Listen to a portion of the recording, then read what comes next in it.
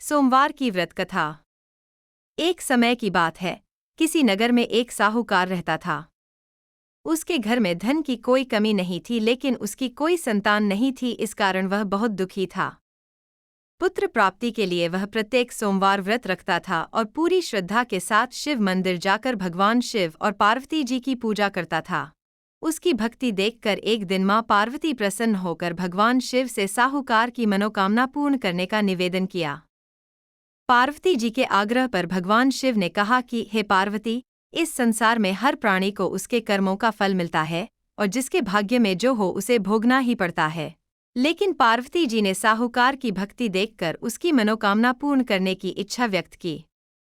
माता पार्वती के आग्रह पर शिवजी ने साहूकार को पुत्र प्राप्ति का वरदान तो दिया, लेकिन उन्होंने बताया कि यह बालक 12 वर्ष तक ही जीवित रहेगा। माता पार्वती और भगवान शिव की बातचीत को साहूकार सुन रहा था, इसलिए उसे ना तो इस बात की खुशी थी और ना ही दुख।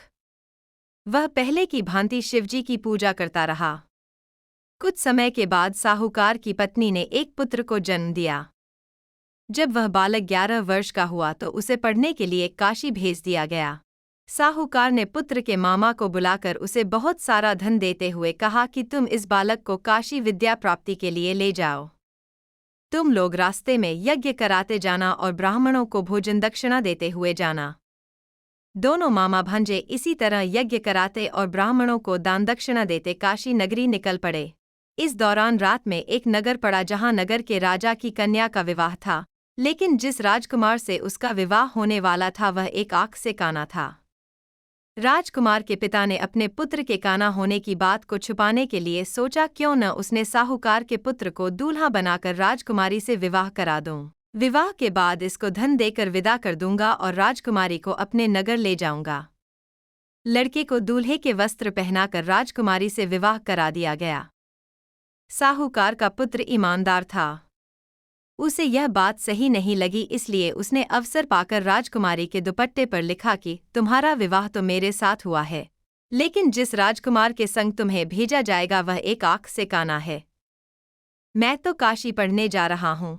जब राजकुमारी ने चुन्नी पर लिखी बातें पढ़ी तो उसने अपने माता पिता को यह बात बताई। राजा ने अपनी पुत्री को विदा नहीं किया, फिर बारात वापस चली गई। दूसरी ओर साहूकार का लड़का और उसका मामा काशी पहुंचे और वहां जाकर उन्होंने यज्ञ किया। जिस दिन लड़का 12 साल का हुआ उस दिन भी यज्ञ का आयोजन था। लड़के ने अपने मामा से कहा कि मेरी तबीयत कुछ ठीक नहीं है। मामा ने कहा कि तुम अंदर जाकर आराम कर लो। शिवजी के वरदानुसार कुछ ही देर में उस बालक के प्राण निकल गए। मृत भांजे को देख उसके मामा ने विलाप करना शुरू किया। संयोगवश उसी समय शिवजी और माता पार्वती उधर से जा रहे थे।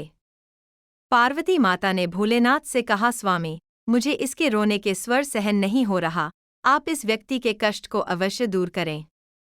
जब शिवजी मृत बालक के समीप गए तो वह बोले कि यह उसी साहूकार का पुत्र है जिसे मैंने 12 वर्ष की आयु का वरदान दिया था। अब इसकी आयु पूरी हो चुकी है। लेकिन मातृभाव से विभोर माता पार्वती ने कहा कि हे महादेव, आप इस बालक को और आयु देने की कृपा करें, अन्यथा इसके वियोग में इसके माता पिता भी तड़प कर मर जाएंगे।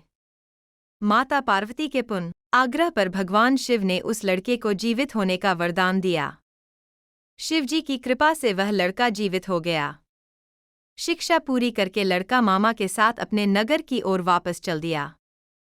दोनों चलते हुए उसी नगर में पहुंचे जहां उसका विवाह हुआ था।